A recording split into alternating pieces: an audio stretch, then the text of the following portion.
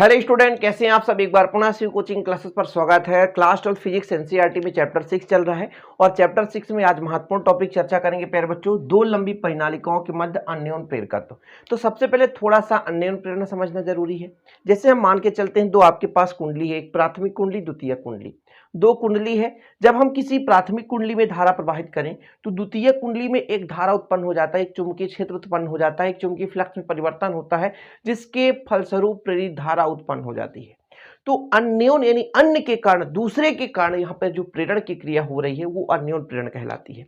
इसलिए दो यहाँ पर परिनालिका ले ली गई प्यारे बच्चों। यहाँ पर S1 और S2 दो लंबी परिनालिका हैं जो एक दूसरे से बद्ध हैं, समकेंद्रित हैं, एक दूसरे के ऊपर लिपटे हुए हैं। तब यदि हम S1 में धारा प्रवाहित करेंगे तो S2 में कितना अन्योन्य प्रेरण हो रहा है, अन्योन्य प्रेरकत्व का मान कितना होगा, और जब S2 में धारा प्रवाहित करेंगे तो S1 में कितना अन्योन्य प्रेरण हो रहा है, अन्योन्य प्रेरकत्व कितना होगा, ये चीज हम निकालेंगे। तो हम यहाँ पर मान कर चलेंगे कि S1 और S2 दो लंबी परिनालिका है ना, जिनकी लंबाई स्मॉल l है, समकेंद्रित है। तो यहाँ पर ऐसा शॉर्टकट में लिखना है कि माना S1 और S2 समकेंद्रित दो लंबी परिनालिका हैं जिनमें फेरों की संख्या N1 और N2 है। ठीक है, इतना आपको लिखना है। तो यहाँ पर हम माना मान के चलते हैं, माना S1 व S2 दो समकेंद्रित, समकेंद्रित मतलब दोनों का केंद्र एक ही है। माना S1 और S2 दो समकेंद्रित स्मॉल l लंबाई की परिनालिका है। क्या है? परिनालिका है। जितना कोशिश करें ज्यादा हिंदी लिखने की जरूरत नहीं रहता, परिनालिका है। ठीक है, परिनालिका है। ठीक है प्यारे बच्चों, माना S1 और S2 है ना, ये दोनों लंबाई समकेंद्रित मतलब इनका केंद्र एक ही है, एक दूसरे से बद्ध है, दोनों की लंबाई सेम है, स्मॉल l लंबाई की परिनालिका। इतना क्लियर है। जिनमें फेरों की संख्या, जिनमें कुल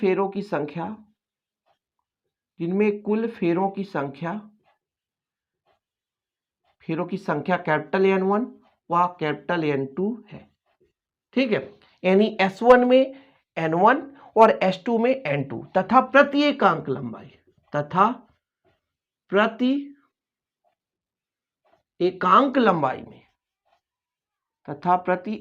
लंबाई में फेरों की संख्या क्रमशः स्मॉल n1 व स्मॉल n2 है।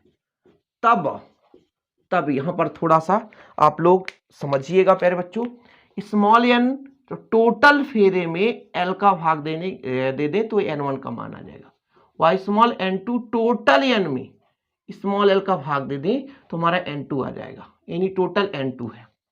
कहने का मतलब टोटल फेरे n था, अब l लंबाई है तो एकांक लंबाई में तो l का भाग दे देंगे तो इकाई भाग का आ जाएगा। भाई टोटल फेरे जो है कैपिटल N है, लंबाई स्मॉल l है, एकांक भाग का निकालना है तो टोटल लंबाई का भाग देंगे तो इकाई भाग का आ जाएगा, मतलब इकाई में कितना फेरे हैं, N1 और N2। ठीक, दो कंडीशन लगाएंगे प्यारे बच्चों। पहला कंडीशन ये रहेगा कि S1 के कारण S2 में कितना अन्योन्य प्रेरकत्व हो रहा है, और दूसरा कंडीशन लगाएंगे S2 के कारण S1 पर कितना अन्योन्य प्रेरण हो रहा है। तो आप पहला कंडीशन लिखेंगे कि S1 के सापेक्ष S2 का अन्योन्य प्रेरकत्व निकालेंगे। ठीक, देखिए S1 के सापेक्ष का मतलब यह हुआ प्यारे बच्चों कि S1 में धारा प्रवाहित करें तो फिर S2 में कितना आपका अन्योन्य प्रेरकत्व होता है। यह चीज तो क्रम से करते चलना है कि यदि थोड़ा समझ, यदि S1 में I1 धारा प्रवाहित किया जाए, I1 धारा प्रवाहित किया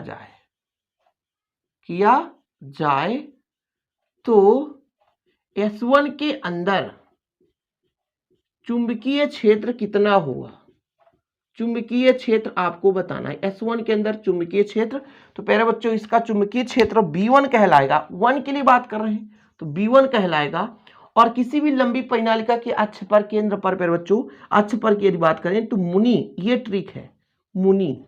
अब I1 धारा प्रवाहित किया और एकांक लंबाई में N1 है, N1 का मान भी हम यदि रख दें तो μ0 यहां कैपिटल N1 हो जाएगा प्यारे बच्चों, और I1 ही है बटे L हो जाएगा।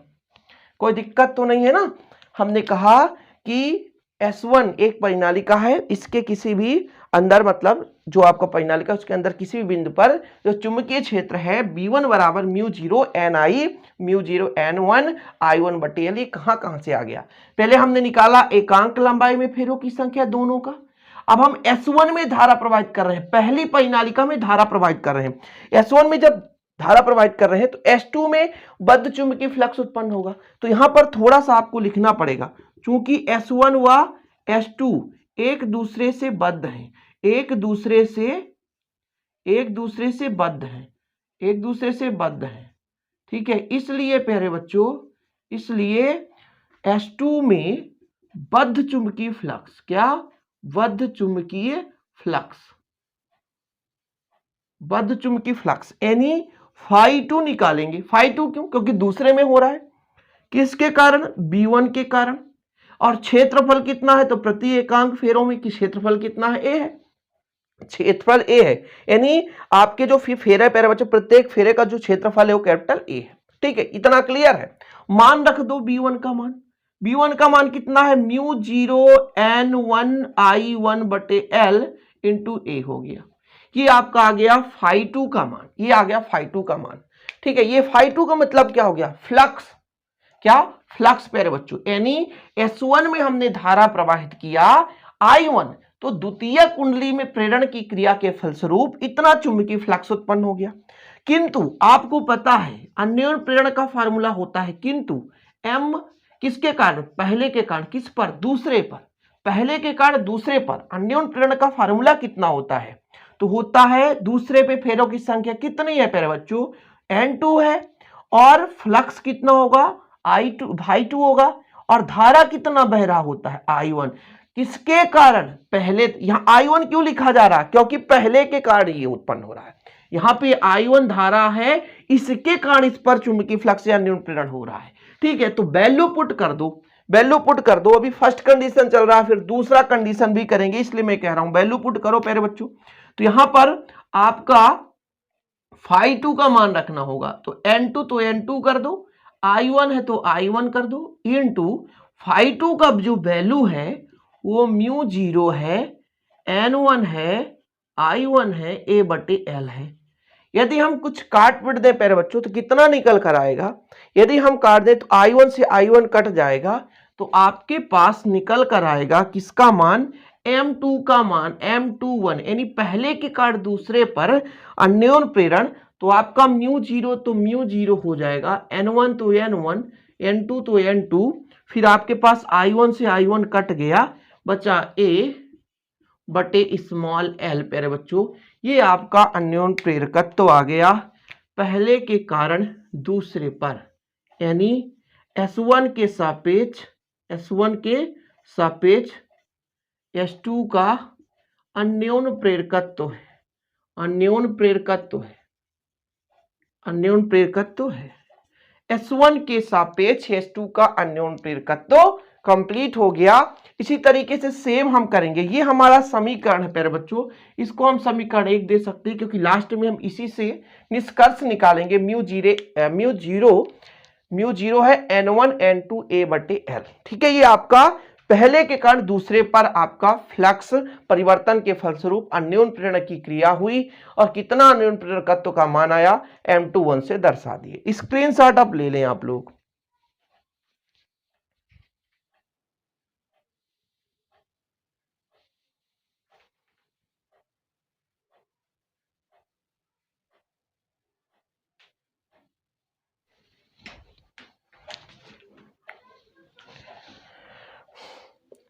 तो अब इसको क्लीन कर देते हैं प्यारे बच्चों। हम अब इसको निकालेंगे दूसरा कंडीशन, ठीक है। थोड़ा सा आप समझने की कोशिश करेंगे। यहां पर मैं इसको साफ कर देता हूं। अब हम कह रहे हैं कि हम दूसरे कुंडली में धारा प्रवाहित कर दें, तो यहां पर हम चेंज कर देंगे कि S2 के कारण S1 पे, ठीक है। दूसरा कंडीशन, S2 के सापेक्ष S1 का अन्योन प्रेरकत्व हम निकालेंगे, ठीक है। S2 के कारण यानी S2 पर हम I2 धारा प्रवाहित करें, ठीक है। तो यहां पर आपको लिखना है यदि S2 परिनालिका में I2 धारा I2 धारा प्रवाहित किया जाए तो S1 में चुंबकीय क्षेत्र कितना उत्पन्न होगा प्यारे बच्चों? तो यहां पर कर देंगे B2 और हमने कहा मुनि N2I और धारा कौन सा प्रवाहित किया? I2 किया। अब N2 का मान कितना है? तो ये सबको पता है, μ0। N2 का मान कितना है? कैपिटल N2 बटे L और I2 है ही है। ये हो गया आपका। हमने अभी S2 में धारा प्रवाहित किया, S1 में हम अन्योन प्रेरकत्व निकालेंगे। S2 में धारा प्रवाहित कर रहे हैं तो S1 में अन्योन प्रेरकत्व निकालेंगे, समझने की कोशिश करेंगे आप। ठीक है, S1 में जब हमने धारा प्रवाहित किया था तो S2 में इतना अन्योन प्रेरकत्व आया, पहले के कारण दूसरे पर आया था। अब हम दूसरे के कारण पहले पर निकालेंगे। तो चूंकि ये एक दूसरे से बद्ध हैं, आपको पता होना चाहिए, क्योंकि दोनों परिनालिका क्या है? एक दूसरे से बद्ध हैं, यानी बंधे हुए हैं। तो S1 में बद्ध चुंबकीय फ्लक्स निकालना आपको। बद्ध चुंबकीय फ्लक्स कितना निकलेगा प्यारे बच्चों? यानी हम पहले वन में निकालेंगे तो ये हो जाएगा आपका B2 के कारण, दूसरे के कारण निकलेगा। और किस पर? पहले पर, जहां A क्या है? प्रति एकांक लंबाई पर क्षेत्रफल है। B2 का मान कितना है? μ0 N2I2 बटे L और इंटू A है प्यारे बच्चों, तो A रहने दो। ठीक है, इतना क्लियर है? यहां तक आपको समझ में आ गया? μ0 N2I2 A। अब ये तो हमने वैल्यू पुट करके लिखाया। अब हम कहते हैं कि अन्योन प्रेरकत्व चूंकि किसके कारण प्यारे बच्चों? दूसरे के कारण पहले पर। इसका फार्मूला होता है, दूसरे पर टोटल कितने हैं? दूसरे पर है प्यारे बच्चों N2 है। ठीक है, चूंकि पहले पर होगा तो पहले का फेरे की संख्या लेंगे, और यहां पर हो जाता है phi1 यानी पहले का, और फिर धारा किस में प्रवाहित किया हमने? I2 पे। फिर से समझने की कोशिश करेंगे। ये M क्या है? अन्योन प्रेरकत्व है। N1 phi1 है बटे I2 है। जब हम प्यारे बच्चों धारा प्रवाहित करते हैं तो अन्योन प्रेरण की क्रिया होती है, और अन्योन प्रेरण जो होता है धारा के समानुपाती होता है, उससे ये निकल कर आता है। मैं लास्ट में आपको बताऊंगा। ठीक है, तो यहां पर यदि वैल्यू पुट कर दें तो N1 रहेगा, इसको L को थोड़ा सा ऊपर कर देते हैं। N1 वैल्यू है, phi1 का मान कितना प्यारे बच्चों? यहां पर I2, phi1 का मान कितना है? μ0 N2I2 A बटे L, तो L। देखो I2 से I2 कट गया। इधर थोड़ा सा क्लीन करते हैं, यहां इसको हम नहीं मिटाएंगे क्योंकि हमको काम आने वाला है, इसलिए इसको अपना रहने देते हैं। तो हम निकालते हैं M21 कितना आ रहा है निकल कर? μ0 N1 N2 A बटे L, और इसको आप समीकरण 2 दे दो। देखो ये आपका आया है किसके सापेक्ष? S2 के सापेक्ष N1 का अन्योन प्रेरकत्व निकल कर आया। S2 के सापेक्ष S1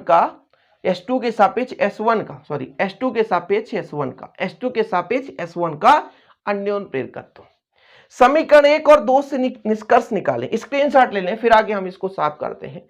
समीकरण 1 और 2 से दोनों को देखो, M21 की बात करें चाहे M12 की बात करें, दोनों सेम है कि नहीं? जी हां। इसलिए यदि हम बात करें अन्योन प्रेरकत्व की तो कोई एक ले लो आप, चाहे समीकरण 1 से ले लो चाहे समीकरण 2 से ले लो, आपका यही हो जाएगा अन्योन प्रेरकत्व। ओके, तो क्लीन करें, स्क्रीनशॉट ले लिया आपने। चलिए प्यारे बच्चों अब आगे देखते हैं समीकरण 1 और 2 से। देखिएगा समीकरण 1 और 2 से हम करते हैं। समीकरण 1 व 2 से, समीकरण 1 में कहा कि पहले के कारण दूसरे पर, और समीकरण 2 में कहा दूसरे के कारण पहले पर, दोनों बराबर हैं, इसलिए दोनों लंबी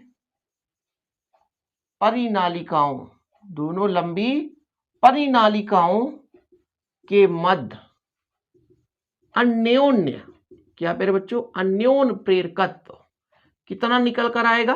तो आप सिंपल तरीके से लिख दोगे क्या? M बराबर μ0 N1 N2 A/L, यही आपका आ गया अन्योन प्रेरकत्व। लेकिन यदि नर्म लोहे के क्रोड की आपेक्षिक चुंबकशीलता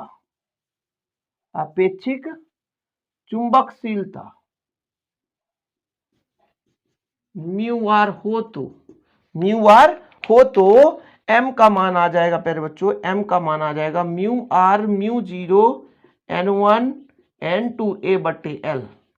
इसको यदि आप सॉल्व करोगे तो आपका एक्चुअल में राइट आंसर जो निकल कर आएगा वो निकल कर आएगा m बराबर म्यू n1 n2 A/l। जी हाँ, यही आपका अन्योन प्रेरकत्व है दो लंबी परिनालिकाओं के मध्य। जी हाँ प्यारे बच्चों, यही आपका अन्योन प्रेरकत्व है दो लंबी परिनालिकाओं के मध्य। कंप्लीट हो गया प्यारे बच्चों दो लंबी परिनालिकाओं के मध्य अन्योन प्रेरकत्व। थोड़ा सा टाइम तो लगता है, लेकिन ये बहुत ही इंपॉर्टेंट क्वेश्चन है, किसी भी स्टेट बोर्ड से है, प्लीज आप अच्छे से तैयार कर लें और इसी प्रकार की वीडियो पाने के लिए चैनल को सब्सक्राइब कर लें। हम आपके लिए निरंतर मेहनत कर रहे हैं, आप भी निरंतर मेहनत करें, प्लीज सपोर्ट करें, शेयर करें और चैनल को सब्सक्राइब करें। ज्यादा से ज्यादा लोगों को बताएंगे तो बच्चों का भी हेल्प हो सकेगा। मैं यही कोशिश करता हूं कि आपको बेसिक से पूरा जीरो लेवल से कराने की कोशिश करता हूं, मतलब कोई भी टॉपिक हो, कहीं भी कोई डाउट हो तो आप लोग है ना अच्छे से समझ सके। उम्मीद करते हैं वीडियो पसंद आएगा है ना आप लोगों को, क्योंकि मेहनत बड़ा है ना प्यारे बच्चों, एक वीडियो बनाने के लिए काफी सारा मेहनत लगता है यार। ये आपको बोर्ड में पढ़ा देने बस से नहीं होता, इसके बाद भी बहुत सारे वर्क होते हैं। तो आप लोगों का जो सपोर्ट है, हालांकि बहुत लोग सपोर्ट करते हैं, इसके लिए हम सबका आभार है। और ऐसे ही हम आप पर है ना थोड़ा भी जो भी हमारे पास अंदर कला है वो आपको दिखाते रहेंगे, बताते रहेंगे, पढ़ाते रहेंगे, बस आप लोगों का सपोर्ट की जरूरत है। ठीक है, चलिए प्यारे बच्चों, मिलते हैं अगली वीडियो के साथ, तब तक के लिए जय हिंद, वंदे मातरम।